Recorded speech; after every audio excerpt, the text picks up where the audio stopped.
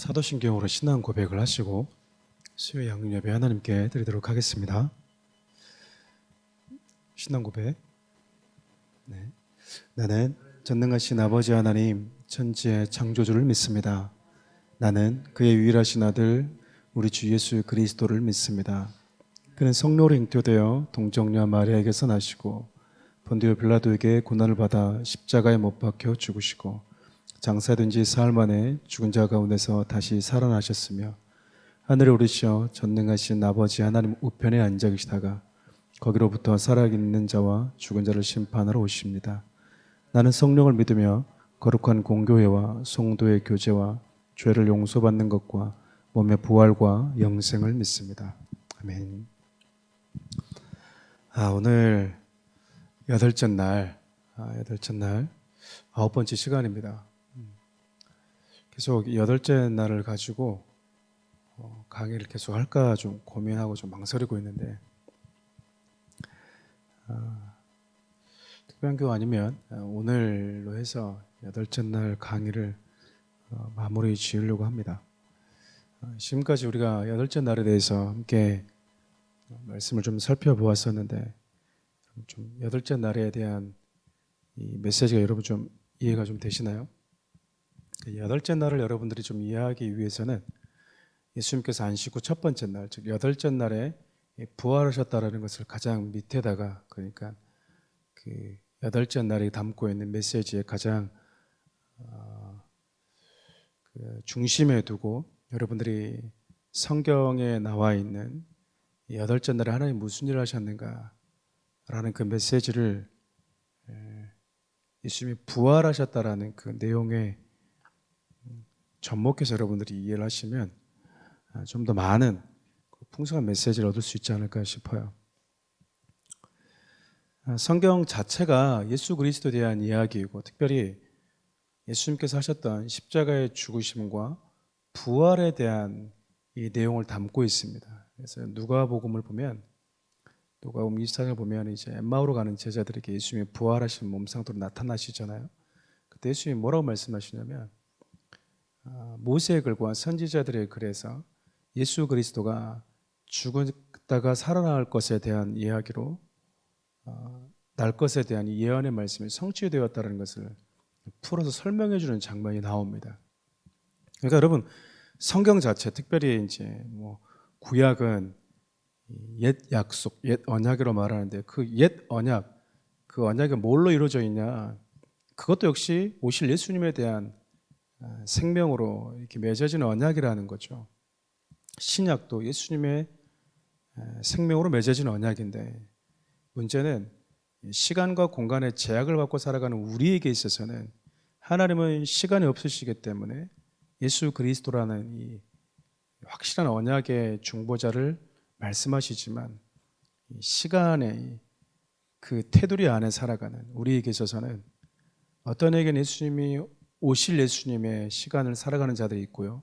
어떤 이들은 이미 오신 예수님의 시대를 사는 자들이 있기 때문에 구약을 오실 예수님에 대한 이야기, 신약은 오신 예수님에 대한 이야기, 그리고 다시 오실 예수님에 대한 이야기라고 우리가 이해를 하는 겁니다.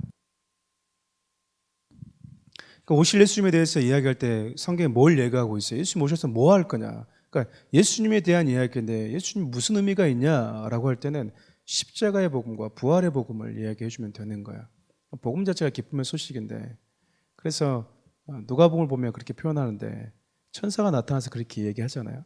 온 세상이 마치 큰 기쁨의 소식을 가지고 오는데 이제 문제는 우리는 그걸 별로 기쁨의 소식으로 생각하지 않죠. 뭐 갯돈 탄 날보다도 못하게 그 정도까지는 아닌가? 죄송합니다. 네, 뭐 예수님이 이 땅에 오셨다라는 것에 대해서 우리 안에 이 실감이 잘 안 나잖아요.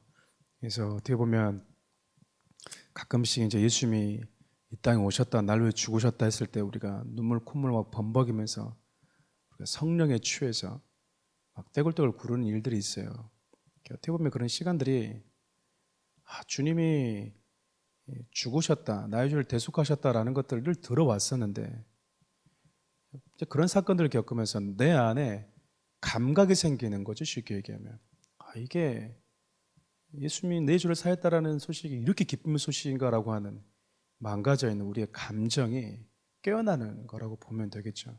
우리는 또 시간 속에서 그런 감정들이 조금씩 다시 식어지기도 하지만 어찌되었든 예수님이 이 땅에 오셔서 십자가에서 죄와 죽음 아래에 있는 우리의 모든 죄를 파괴시켜 버릴 것이다. 그것이 구약에서 결국 궁극적으로 약속하고 있는 내용인 거죠. 죄 가운데 신음하고 있는 너희들을 내가 그 죄를 담당할 흠없는 어린 양, 이 땅에는 없는, 그러니까 흠이 없는 어린 양을 준비하신다는 것 자체가 말이 안 되는 거예요. 왜냐하면 흠 없는 거는 흠 있는 세상에서는 나올 수가 없기 때문에 그래요. 그러니까 흠 없는 양이 필요하다라는 것은 애시당초 흠 있는 세상이 아닌 흠이 없는 하나님의 나라에 속한 유일한 하나님만이 흠 없는 자격 요건을 갖추셨기 때문에 독생자를 우리에게 보내주신다라는 그 의미가 고스란히 담겨져 있는 거죠. 예수님이 이 땅에 오실 것이다. 그리고 너희들의 모든 죄를 다 담당하고 짊어지실 것이다. 그리고 십자가에서 그 죄를 다 저주해 버릴 것이다. 파괴해 버릴 것이다. 그리고 그분이 다시 죽음을 이기고 새로운 생명으로 부활할 것이다. 그게 성경에서 우리에게 궁극적으로 약속하고 있는 내용이에요. 그것이 성경에서 구약에서 우리에게 약속하고 있는 그 핵심적인 약속이 바로 그거라는 거죠. 쉽게 얘기하면. 그리고 실질적으로 신약에 보면 예수님이 약속대로 오셨고 그분이 십자가에서 우리의 모든 죄를 짊어지시면서 다 이루었다. 모든 죄값을 지불했다. 모든 죄의 빚 청산됐다. 라고 이렇게 얘기하잖아요. 우리 주님이. 그리고 뭐 하십니까? 부활하십니다. 언제요? 안식 후 첫째 날, 여덟째 날에 우리 주님이 부활하신 거죠.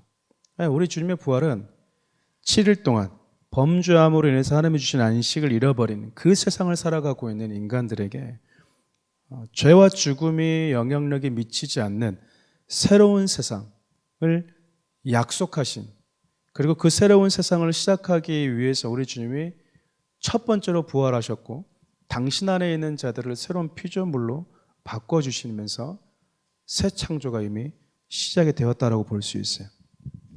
그래서 오늘 마지막 시간인데 예수님이 시작하셨고 그분이 이루실 나라라는 제목인데요. 예수님의 부활과 함께 새롭게 시작된 안식, 그리고 그분이 이루실 새 창조의 완성에 대해서 좀 짤막하게 마무리하는 시간을 좀 가지도록 하겠습니다. 여러분, 예수님의 부활은요, 이 죄의 문제에서 해결된 자들은 어떻게 새로운 몸을 덧입게 되는가라는 것에 대한 완전한 샘플과 같아요. 어차피 이제 이 부분은 우리가 1년에 6번씩은 들을 겁니다. 6번씩은 못해도. 왜냐면 제가 짝수달 첫째 날에는 부활의 복음에 대해서 전할 거기 때문에 부활의 복음 자체가 내용이 똑같습니다. 그래서 제가 성도님들의 이 환기를 좀 바꿔주기 위해서 약간의 다른 용어와 표현을 쓸 뿐이지 내용은 똑같습니다. 내용은 똑같은 내용들이 반복이 될 거예요. 그래도 뭐 부활에 대해서 설명해봐라고 말 못하면 진짜 그런 분들은 더 이상 돌봄이 필요하지 않는 거죠. 이제 그런 분들 하산하셔야 되는 거예요. 이제 예수님께서 부활하셨다, 그 말은 여러 가지 의미에서 우리가 생각해 볼 수 있어요. 그러니까 여러분, 우리는 죽었다가 살아나는 걸 단순히 부활이라고 말하지 않습니다. 성경에서 우리가 말하는 완전한 부활은 영원한 생명을 갖는 거예요. 그래서 예수님의 여덟째 날은 죄의 문제가 완전히 처리된, 죄의 문제가 완전히 사라진 하나님의 백성들, 그러니까 죄의 문제가 완전히 사라진 예수의 생명을 가진 자들에게 있어서 그들이 앞으로 그들을 위해서 기다리고 있는 생명이 어떤 생명인가? 그냥 막연한 게 아니라 예수님이 부활하시면서 이 땅에 40일 동안 사셨거든요. 그리고 열흘 뒤에 이제 성령이 오신 거죠. 쉽게 얘기하면 오순절에. 40일 동안 예수님이 계시면서 예수님의 이 몸을 보면 부활의 몸은 저거구나. 결국 믿는 자들에게 남아있는 구원이 이거구나라는 걸 우리가 알 수 있어요. 우리 베드로후서 3장 12절 13절 한번 볼까요? 하나님의 날이 임하기를 바라보고 간절히 사모하라. 그날에 하늘이 불에 타서 풀어지고 물질이 뜨거운 불에 녹아지려니와 우리는 그의 약속대로 의가 있는 새하늘과 새 땅을 바라보는도다. 고린도후서 5장 17절도 한번 볼까요? 그런즉 누구든지 그리스도 안에 있으면 새로운 피조물이라 이전 것은 지나갔으니 보라 새 것이 되었도다. 여러분, 예수님께서 우리를 새로운 피조물로 불러주시는 이유가 뭐냐면 우리가 가진 예수 안에 있는 자들의 존재 자체가 완전히 다른 존재이기 때문에 그렇습니다. 결국 이 땅에 있는 인류들이 아무리 아니라고 말해도 좀 앞서간다고 할까요? 의식 있는 사람들이 하는 이 행태들을 보면요, 결국 생명을 추구하면서 살아가요. 인간은 화성에 왜 그 비싼 돈 주고 우주선을 발사합니까? 인간들이 직감하는 거 아니겠습니까? 이 인류가 얼마나, 이 지구가 얼마나 버틸 수 있을까? 이 지구가 버틸 수 있는 시간이 사라지기 전에 또 다른 생명을 인간이 살 수 있는 곳을 뭐 하는 거예요? 진짜 찾아가는 거잖아요. 왜 그런 일을 하죠? 인류의 생명을 지켜내기 위해서 그러거든요. 그러니까 인간이 가지고 있는 수많은 이 지식을 동원해서 기술과 과학을 동원해서 수많은 진짜 이거는 뭐 계산할 수 없는 엄청난 이 돈을 투자해서 그들이 하는 게 뭐냐면 생명의 문제, 인류의 문제에 대해서 이들이 개척하고 싶어 한다고요. 우리는 돈 안 들이고 하잖아요. 왜일까요? 누가 이미 이걸 하셨으니까. 예수님이 이미 이 일을 하셨다고요. 예수님이 우주선 타고 가서 달 탐사하고 화성 탐사한 게 아니고요. 결국 인간은 화성을 가든 금성을 가든 명왕성, 청왕성을 가든지 간에 죄의 문제가 해결되지 않은 인간들에게 있어서의 완전한 새로운 운명은 주어질 수 없다라는 거예요. 결국 인간들은 지구를 떠나서 화성을 가냐가 문제가 아니라 죄의 문제가 해결받는 것이 궁극적이어야 되는데 그걸 모른다라는 거죠. 지구를 떠나면 얼마나 더 살 수 있을까요? 그들이 개척하면 얼마나 더 살 수 있을까요? 결국 죄의 문제가 해결되지 않은 채, 즉 새로운 피조물, 이전 것과 이별하지 않는 모든 인간은 어딜 가든 똑같다라는 겁니다. 예수님이 지금 우리에게 주신 게 뭐란 이야기요? 완전한 새로운 피조물, 새로운 생명이라는 거죠. 우리가 이제 정확하게 알 수는 없어요. 근데 우리가 예수님이 40일 동안 계시면서 그분이 제자들과 대화하고 그분이 보여주신 액션을 보면서 우리가 뭘 할 수 있냐면 부활의 몸이 어떤 건지를 알 수 있어요. 그러니까 여러분 정말 막연하지가 않아요. 그러니까 뜬구름 잡는 게 아니에요. 예수님이 이렇게 말씀하셨어요.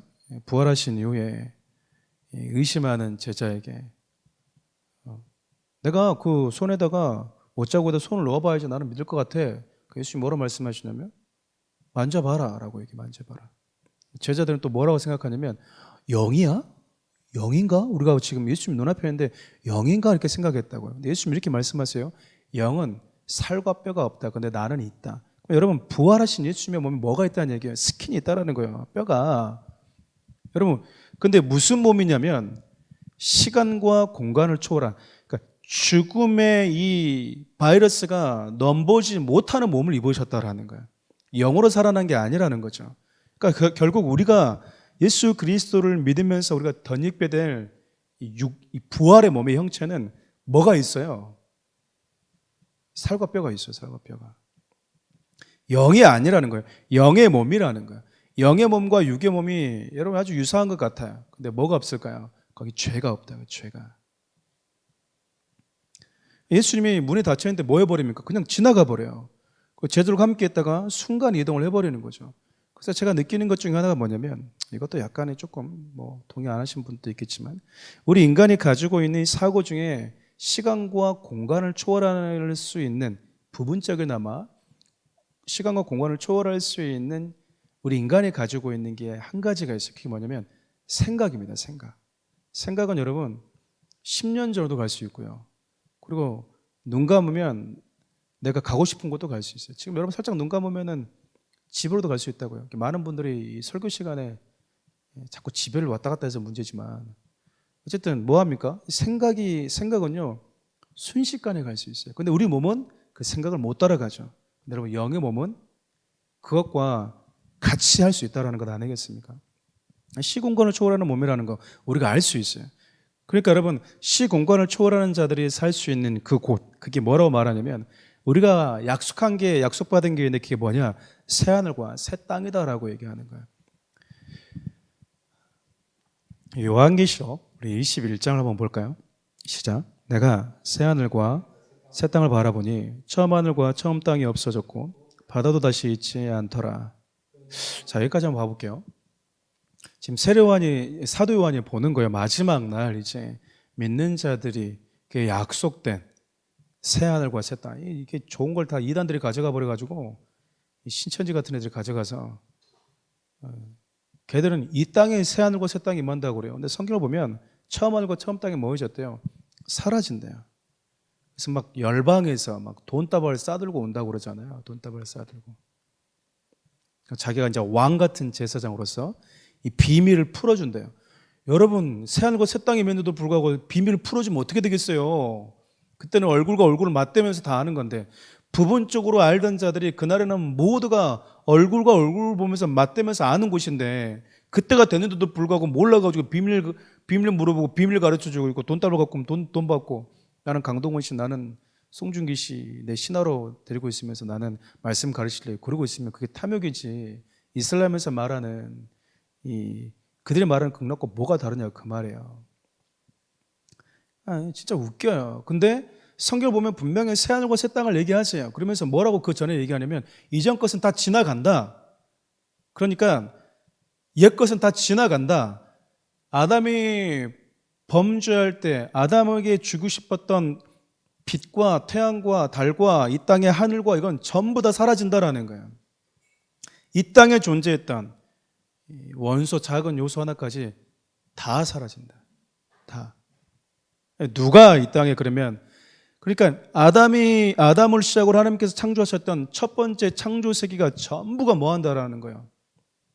다 사라지고 그리고 두 번째 세상이 임하게 된다라는 거예요. 그게 바로 성경이 얘기하는 새 하늘과 새 땅입니다.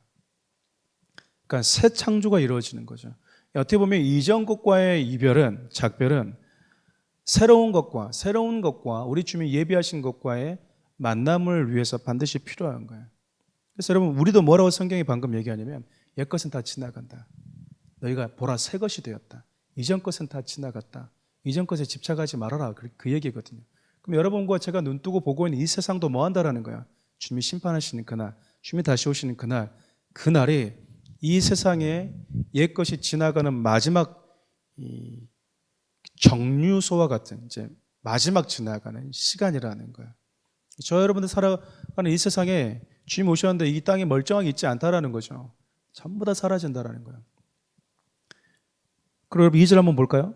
또 내가 보매 거룩한 성 새 예루살렘이 하늘로부터 하늘에서 내려오니 그 준비한 것이 신부가 남편을 위하여 단장한 것 같더라.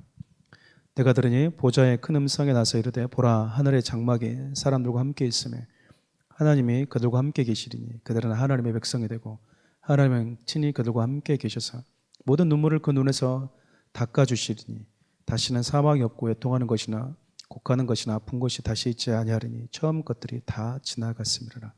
여기서 말하는 처음 것들은 아담이 범죄함으로 인해서 들어와 버린 모든 죄의 흔적물, 죽음의 저주들. 여기서 보면은 눈물과 곡하는 거, 애통, 사망의 요소가 다 뭡니까? 하나님과 단절되면서 나타나는 거잖아요. 그러니까는 새하늘과 새 땅의 특징이 뭐예요? 하나님이 친히 그들과 함께 계시는 곳. 하나님의 나라가 우리 가운데 완전히 임해버리는 거죠. 쉽게 얘기하면 완전히 하나가 돼버리는 그 시간인 거죠. 그래서 우리가 뭘 얘기하는 겁니까? 하나님의 나라와 그분의 통치. 물론 그분의 통치와 그분의 나라라는 것은 복음이 선포되어지는 것도 있지만 궁극적으로는 사망에 사라져버리는, 그러니까 완전한 그분의 의와 그리고 그분의 죽음을 이긴 생명에 완전히 다스려지는 그 시간, 그 나라가 주님 오시는 순간 완성이 되어버린다는 거예요. 그러니까 여러분 우리 주님이 시작하신 게 뭡니까? 죄의 문제를 처리하시면서 그분이 안식 후 첫날, 여덟째 날에 부활하시면서 새 창조를 시작하셨다고요. 새로운 창조를 이미 시작하셨다라는 거예요. 그리고 그 창조가 이미 당신을 믿는 자들에게로 점점 확대되고 있어요. 그래서 예수님이 천국은 이렇게 얘기하는 거예요. 천국은 마치 한 여자가 가로솜 아래 누룩을 부어서 부푸는 것과 같다. 이게 천국이라는 거야. 우리는 어떤 공간을 얘기하는데, 왜냐하면 그 말이 너무나 천국을 잘 비유하고 있는 게 뭐냐면, 예수님을 시작으로 시작된, 예수님의 부활을 시작으로, 예수님의 이 부활의 사건을 시작으로 새 창조가 시작되어졌는데, 이 창조가 점점 어떻게 확대되었냐면, 예수의 생명을, 부활의 생명을 가진 사도들을 시작으로 점점 초대교회 확대되고 확대되어서 결국 저와 여러분에게까지 뭐 한 거예요? 확대되었다고요. 이게 천국의 모습이라는 거예요. 그럼 어떻게 완성이 되죠? 이제 새하늘과 새 땅이 오므로 인해서 이게 이제 완성이 되는 거예요. 쉽게 얘기하면. 즉 믿는 자들에게 있어서 구원이라는 것은 신분의 변화와 자리이동뿐만 아니라 썩지 않는 몸을 가지고 새하늘과 새 땅, 즉 요한계시록에서 이야기하고 있는 것처럼 사망이 없고 더 이상 애통이 없고 곡하는 곳이 없고 아픈 곳이 다시 있지 않는 그 나라가 우리 가운데 뭐 한다라는 거예요? 임한다라는 겁니다. 이게 여러분과 제가 기다리고 있는 구원인 거예요. 예수님이 그렇게 말씀하시죠. 내가 처소를 준비하러 간다. 처소를. 그 처소에서 뭐 하려고요? 내가 너와 함께 거하기 위해서. 그 처소를 가지고 우리 주님 뭐 하시는 겁니까? 21장 보니까 내려오시잖아요. 내려오세요. 아름답게 단장한, 그렇게 아름답게 단장한 그 처소를 가지고 우리 주님 뭐 하시는 거예요? 우리 가운데 오셔서 우리 가운데 함께 사시는 것. 여러분, 천국이라는 것을 이 땅에서 누릴 수 있다는 의미가 바로 이것에 근거한 거라고요. 주님과 함께하고 주님과 거하는 것이 우리 가운데 천국이다. 이미 그 이야기는 우리가 아무리 힘들고 어려운 시간을 만나더라도 주님이 나와 함께 있다, 주님이 나와 동행한다라는 것이 그 어려운 환경들을 이겨낼 수 있는 큰 위로로 다가올 때 우리가 뭘 경험하는 거예요? 부분적으로 주님과 함께 있는 천국이구나 라는 거를. 이 땅과 주님이 우리에게 부어주실 그 나라와 비교했을 때 다른 게 참 많지만, 특별히 제가 여러분들에게 자주 설명하고 표현했던 것들 중에 가장 큰 차이가 있는 것 중에 하나가 뭐냐면요, 예배의 형태가 달라요. 그 나라에서는요, 눈물이 없고 애통이 없고 사망이 없는 완전한 의 가운데서 하나님을 예배하죠. 얼마나 기쁨으로 예배할 수 있겠습니까? 그렇지 않나요? 사망이 없는데, 죽음이 없는데, 곡하는 게 없는데, 슬픔이 없는 곳에서 하나님을 예배하는 게 어렵겠습니까? 너무나 자연스러운 예배인 거죠. 근데 저와 여러분이 살고 있는 이곳에서 예배는요, 죽음이 있고요, 애통함이 있고, 곡하고 아픈, 이해할 수 없는 일들이 있는 현장이에요. 그래서 요한계시록을 보면 14만 4천과 큰 무리가 등장하는데, 이 큰 무리는 이미 이 땅에서의 모든 신앙의 여정, 영적 선한 싸움을 다 마치고 하나님 앞에 가 있는 수많은 하나님의 성도들, 택한 백성이라고 본다면 14만 4천은 아직 이 땅에서 영적 싸움을 다 싸워보지 못한 성도들을 이야기한다고요. 저와 여러분들이 14만 4천인 거예요. 아직 싸움이 다 끝나지 않았죠. 그러니까 싸우니까 치열하죠. 여러분, 모든 싸움이 다 끝나서 하나님 앞에서 예배하는 거 너무 자연스럽지 않겠습니까? 근데 여러분, 이 땅에서만, 역으로 보면 이 땅에서만 드릴 수 있는 예배도 있다니까요. 그게 뭐예요? 슬픔 속에서, 아픔 속에서, 이해할 수 없는 상황 속에서 하나님을 예배할 수 있는 것은 천국에 있는 백성들도 할 수 없는 예배라. 어쩌면 저는 이 땅에서 좀 표현이 어떻게 들릴지 모르겠지만 욥이나 다윗은 정말 후회하지 않을 것 같아요. 왜냐하면 원 없이 드려봤거든. 하나님 나라에서 슬픔도 없이 예배드리는 그들은 이 땅에서만 드릴 수 있는 특별한 예배를 누구보다 많이 드렸던 사람들 아니겠습니까? 장인이 잡아 죽이려고 그래요. 이거 어떻게 설명해, 이거를. 나라를 위해서, 나라를 위기에서 건졌어요. 그래도 자기를 죽이려고 하네. 하나님이 기름 부어 세웠어요. 그래도 몇십 년 동안 광야를 떠돌면서 불편한 곳에서 생활하면서 하나님은 선하신 분, 하나님 나의 인도자, 하나님 나의 목자, 이렇게 예배했던, 그게 가능하겠습니까? 근데 누구보다 예배를 많이 드렸다는 사람이잖아요. 욥은 어떻습니까? 내 인생에 자녀들이 다 죽어버렸어요. 이유도 몰라요. 하나님이 대답도 안 해줬어요. 여전히 미결. 자기 몸에 이유를 알 수 없는 질병, 재산 한순간 다 떠났고 사랑한 사람들까지 다 떠난 그 순간 속에서 이해할 수 없는 상황에서 하나님을 예배했던가? 이 땅에서만 드릴 수 있는 예배인 거야. 역으로 본다면.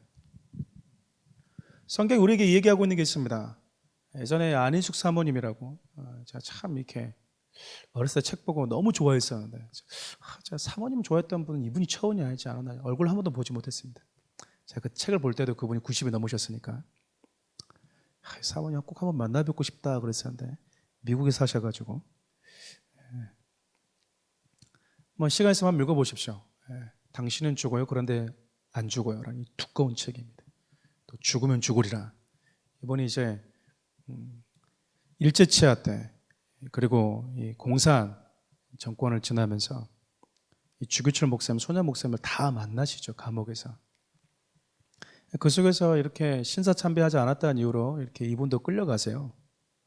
그분이 쓴 내용이에요. 제목 자체가 그냥 메시지예요. 당신은 죽어요 그런데 안 죽어요. 이게 그리스도인입니다. 우리에게서 죽는다는 것은 이전 것과 완전히 이별하는 시간인 거예요. 그래서 그리스도인들에게서 죽음은 두려운 게 아니라는 겁니다. 그리스도인들에게 죽음은 이전 것과 완전히 이별하는 것, 완전히 이별하는 시간인 거예요. 그런데 완전하게 이별하는 그 시간, 그 전까지 하나님이 우리에게 뭘 주셨냐면 사명을 주셨어요. 사명을. 그냥 그렇게 아무 의미 없이 사라져버릴 수밖에 없는 우리에게 그 삶이 특별할 수 있도록, 때로는 치열할 수 있지만 몸부림치면서도 그 삶이 의미 있도록 만들어주신 분이 있어요. 그분 예수님이시라고요. 왜일까요? 우리가 성경이 우리에게 끊임없이 구약에서부터 얘기해 왔다. 악인의 부활이 아닌 의인의 부활, 사망의 부활이 아닌 생명의 부활로 나올 수 있는 그 길이 무엇인지 그것을 저와 여러분들에게 세상 가운데 전하라고 우리 주님께 그 사명을 받았다라는 거예요.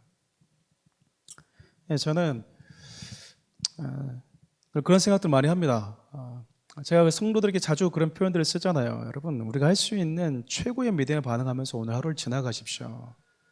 내가 할 수 있는 최고의 믿음의 반응을 하시면서 오늘 하루를 채워가십시오 라고 하는 게 여러분 이런 것 때문이에요. 내가 그때 하나님 함께 하셨는데 내가 참 이걸 주님의 은혜였는데 자꾸 우리는 감사를 자꾸 과거형으로 해요. 뭔 의미가 있어요 그게. 감사는 계속해서 현재 진행형으로 해가는 겁니다. 계속해서. 왜일까요? 우리는 이 약속을 받았기 때문에 결과를 알고 있는 자예요. 예수님의 부활을 통해서 우리가 확실하게 봐버렸어요. 그래서 우리는 지금도 여성이 임신하면 어떤 놈이 나올까 기대하죠. 왜일까요? 임신하면 이렇게 생명이 나온다는 우리는 이미 이제 검증됐잖아요. 그럼 예수님의 생명을 가진 자는 어떻게 나오는지 예수님이 보여줬잖아요. 그러니까 우리는 뭘 가지고 있는 겁니까? 확신을 가지고 있는 거야. 예수님의 생명을 가지고 있기 때문에 나는 주님과 같은 몸으로 변화된다. 그러니까 우리는 뭐 할 수 있는 겁니까? 이 시간 속에서. 오히려 여러분 이 땅에 있으면서 좀 이렇게 좀 표현이 좀 그렇지만 고난을 많이 받을수록 더 좋은 것 같아. 그렇지 않습니까? 그런 식으로 따진다면 고난 없이 내가 너무 평탄하게 내가 살다가 주민나라 갔다. 나는 그런 사람 별로 원치 않아요. 나는 그런 거 저는 끔찍합니다. 한 번도 애매하게 이해할 수 없는 상황들을 만나보지 못한 채 나는 정말 우리 어머니가 기도해 주셔가지고 아무 일 없이 평탄하게 정말 사고 한 번 안 나고 손 하나 베이지 않고 나는 진짜 오늘 깨끗하게 주님의 나라 갔다. 그게 뭔 의미가 있어요 그게. 성경에 그렇게 살았던 믿음의 사람도 아무도 없어요. 아무도 없다고요. 우리 주님이 저와 여러분들에게 주시기 위해서 우리 주님이 부활은요 결국 이런 거예요. 안식을 잃어버린 자들에게 그분이 정말 주고 싶어 했던 나라가 어떤 나라였는가, 그분이 정말 다시 회복시켜주고 싶었던 생명이 어떤 생명인가, 그분이 정말 다시 새롭게 창조하신 세계는, 그리고 새롭게 창조한 그리스도 안에서 피조물은 어떤 존재인가를 우리에게 말해주고 싶다고 한다고요. 근데 우리는 대부분 고난 중한 특세만 하다 끝나버리니까 이 부활에 대해서 너무나 무지한 거야. 죽으면 천국 가면 되지 뭐 이렇게만 생각하지, 우리 주님이 아직 약속했고 아직 주어지지 않았지만 우리에게 약속하시고 반드시 주실 그 나라와 그 구원의 완성에 대한 기대감이 너무 없는 거죠. 그러다 보니 바울이 내가 주를 위해서 고난받고 내가 올라가면 로마에 가면 어떤 고난이 기다릴 줄 알면서도 기꺼이 달려가고 그 다름질을 멈추지 않았던 게 뭐냐면 주와 함께 고난받은 그 마지막 그 꼬린 지점에서 내가 영광스러운 몸으로 부활될 거라는 이 믿음을 가지고 달려갔기 때문이거든요. 죽지 않는다라는 거야. 결국 내가 죽는 그 순간이 나에게 완전히 새로운 나를 완전히 새로운 존재로 만드시는 그 날을, 약속받은 날과 만나는 시간이라는 걸 알고 있었기 때문에 멈추지 않고 달려갈 수 있었던 거야. 많은 믿음의 선배들이, 그리고 많은 믿음의 선교사님들이 왜 그렇게 오지에 나가서 몸을 내던질까요? 부활에 대한 소망이 있기 때문에 그래요. 부활에 대한 소망.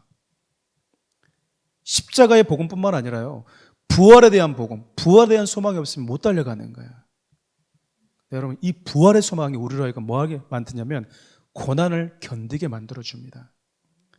이 부활의 소망이 우리로 하여금 이해할 수 없는 상황을 지나가게 만들어주는 거야.